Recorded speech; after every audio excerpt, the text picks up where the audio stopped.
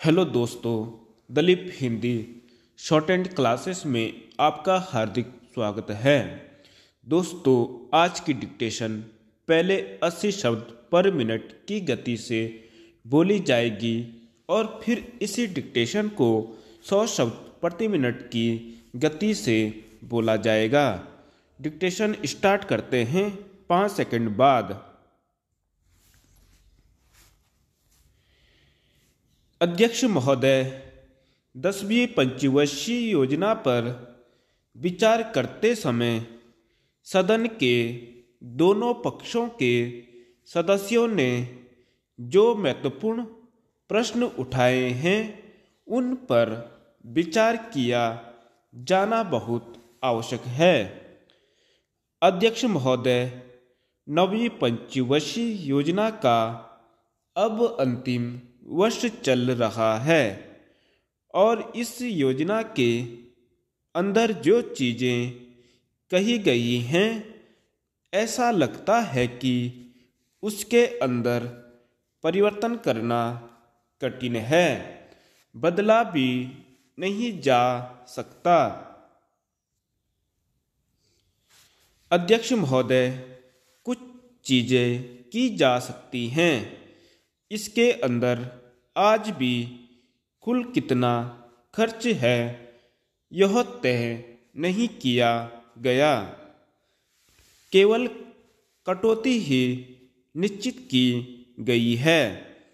शुरू में मैं यह कहना चाहता हूँ कि यहाँ पर कुछ सदस्यों ने जो यह प्रश्न उठाया था कि इस पंचवर्षीय योजना का आशय कुछ सरकारी पक्ष से भी बताया है। इसके अंदर कमियां हैं और बहुत सी कमियां हैं जिनके ऊपर मैं यहाँ कुछ दोषारोपण नहीं करना चाहता हूँ। मैं चाहता भी हूँ कि इस तरह से प्रश्न न उठाए जाएं तो ज़्यादा अच्छा है। यह योजना सरकार ने बनाई है। यह योजना मंत्रिमंडल ने पहले बनाई और अनुमोदन होने के बाद भी इसमें कुछ कमियां रह गई हैं, तो यह कमी रहने का दोष किसके ऊपर है? मैं समझता हूँ सदन के सभी सदस्य इसको जानते हैं। बहुत से लोगों ने दिल्ली के प्रश्न उठाए, जो दिल्ली के साथ अन्याय किया गया है, तो मैं समझता हूँ इस बारे में सब आवाज़ उठाएं। इस बात की आज ज़्यादा ज़रूरत है।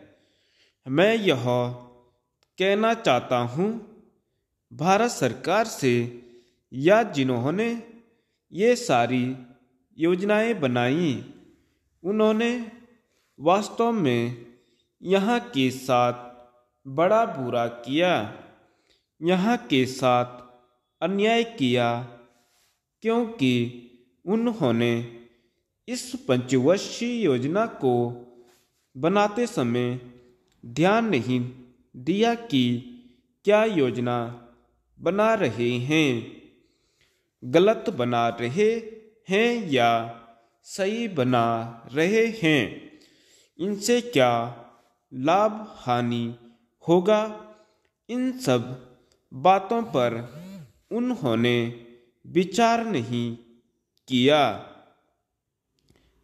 तो मैं समझता हूँ ऐसी परिस्थितियों के अंदर यह बात ठीक नहीं है। ऐसी दशा में यहाँ पर 5 वर्षों में आने वाली योजनाएं बेकार बनकर रह जाएगी। जो कटौती निश्चित की गई है कि उसको समाप्त करना चाहिए, ताकि दिल्ली को हम अंतर्राष्ट्रीय स्तर का एक आदर्श नगर बना सकें। यह बहुत ही आवश्यक है यदि हम इस स्थान की उन्नति चाहते हैं। इसलिए अब मैं अपना कथन इन शब्दों के साथ ही समाप्त करता हूँ। अध्यक्ष महोदय, आपने मुझे 10वीं पंचवर्षीय योजना पर बोलने का अवसर दिया, इसके लिए मैं आपका आभारी हूँ। आपने मुझे कम समय दिया, इसके लिए भी आभारी हूँ। अभी मेरे से पूर्व कुछ सदस्यों ने हम पर यह आरोप लगाया कि हम योजना में विश्वास नहीं रखते। उन्होंने तो यह भी कहा कि हमारे चुनाव घोषणा पत्र में भी उनको इस बारे में कुछ नज़र नहीं आया। मैं इस बारे में यह निवेदन करना चाहता हूँ कि उन्होंने कोई दूसरा घोषणा पत्र देखा, गलत घोषणा पत्र पढ़ा और उसी को हमारा घोषणा पत्र समझ बैठे। लेकिन मैं यह कहना चाहता हूँ कि हमारा घोषणा पत्र इस समय मेरे पास है। इस घोषणा पत्र में हमारी घोषणा में योजना के बारे में स्पष्ट रूप से कहा गया है कि हम योजना पर विश्वास रखते हैं, लेकिन ऐसी योजना पर विश्वास नहीं रखते जो जनता के दुखों को दूर नहीं कर सकती, जो जनता के कष्ट दूर नहीं कर सकती। आज तक जितनी भी योजनाएं बनाई गई हैं, जिन्हें हम पहली पंचवर्षीय योजना, दूसरी पंचवर्षीय योजना और 10वीं पंचवर्षीय योजना आदि कहते हैं, और उन योजनाओं में हमने जो कुछ निर्धारित किया उसने हम जनता के दुखों को दूर नहीं कर सके और जनता के कष्ट दूर नहीं हुए। इन योजनाओं के परिणाम भी हमारे सामने हैं। हमने बड़े बड़े अनुभवी बैठे, उन्होंने योजनाएं बनाई, लेकिन योजनाएं ठीक प्रकार से कार्यान्वित नहीं की गई। उन योजनाओं में काफ़ी दोष थे, जिसके कारण ये योजनाएं लोगों के दुखों को दूर नहीं कर सकी। लोग दुखी ही रहे।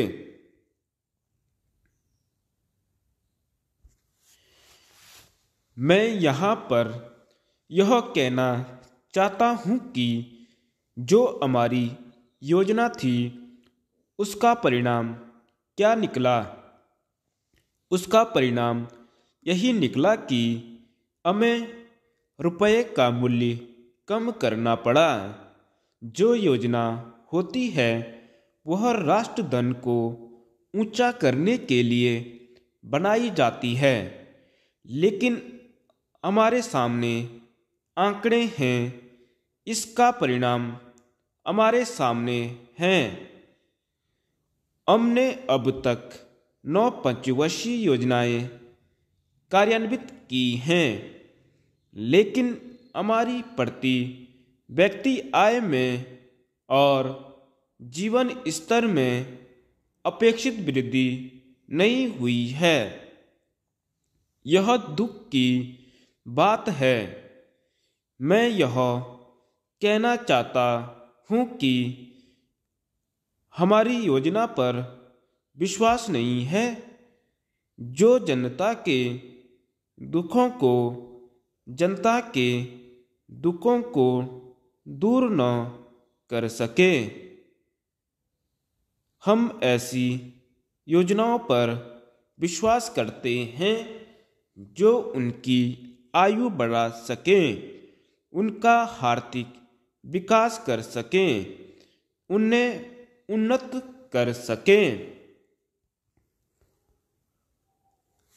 100 शब्द प्रति मिनट डिक्टेशन स्टार्ट करते हैं 5 सेकंड बाद।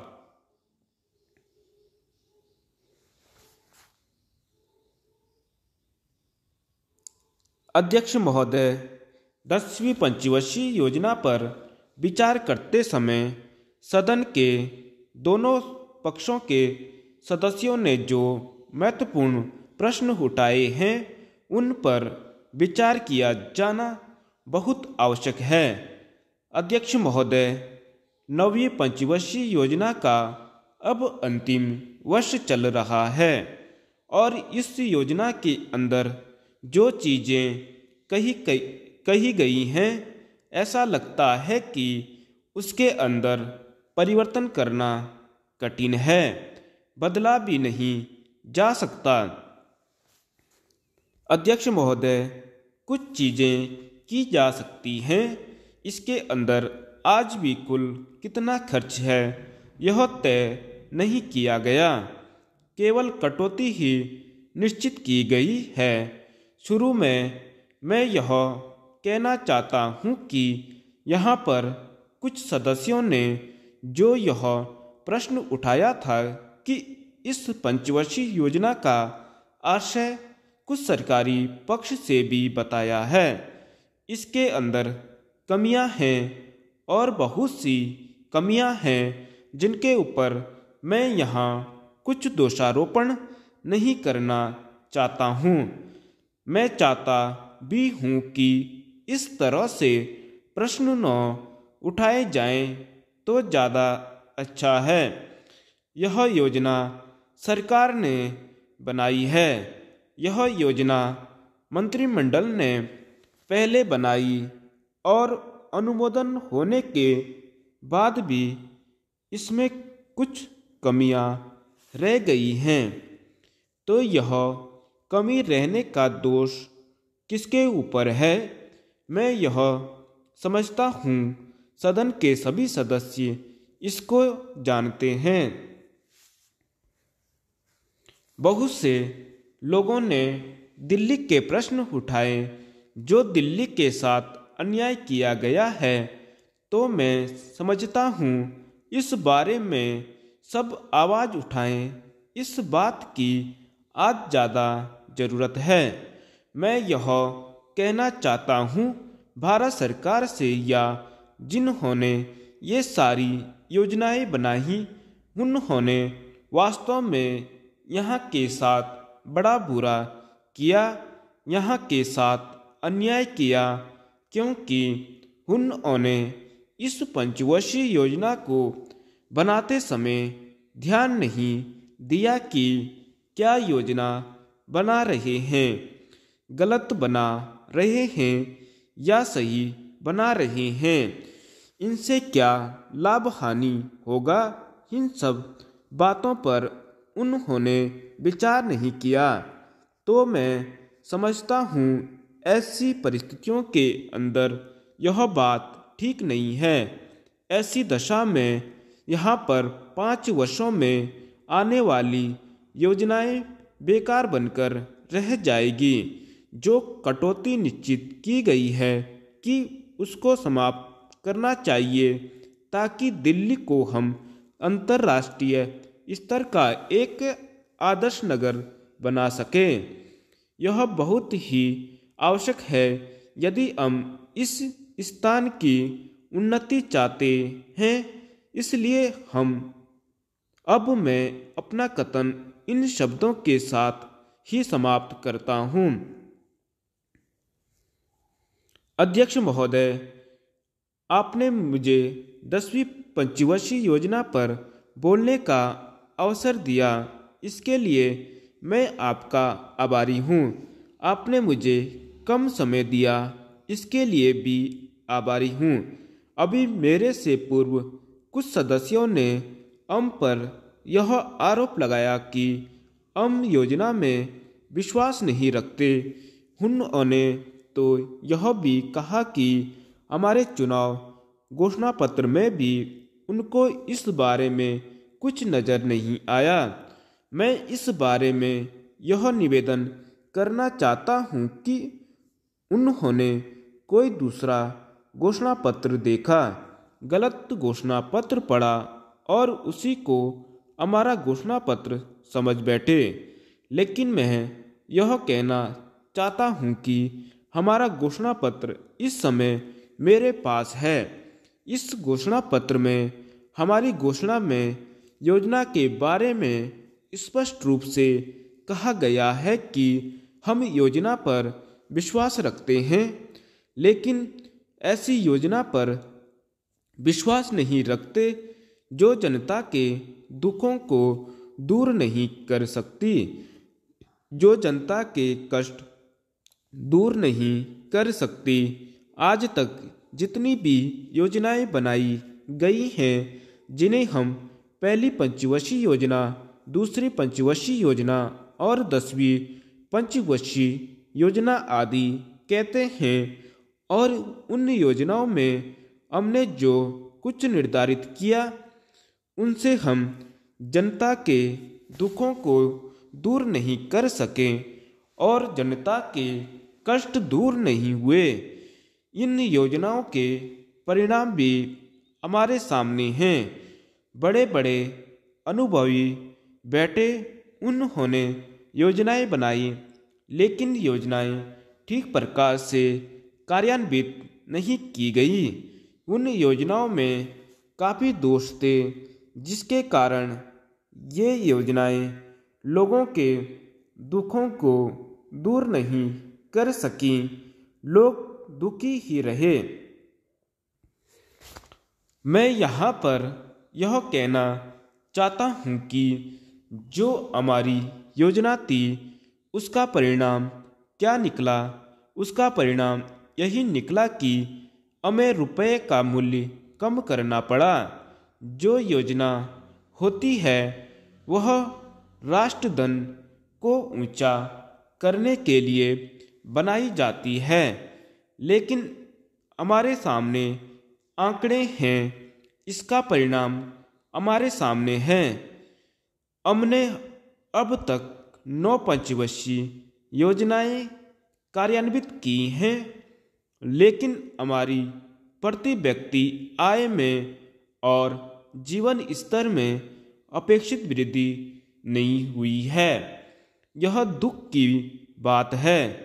मैं यह कहना चाहता हूँ कि हमारी योजना पर विश्वास नहीं है, जो जनता के कष्टों को, जनता के दुखों को दूर न कर सके। हम ऐसी योजनाओं पर विश्वास करते हैं जो उनकी आयु बढ़ा सके, उनका आर्थिक विकास कर सके, उन्हें उन्नत कर सके। धन्यवाद।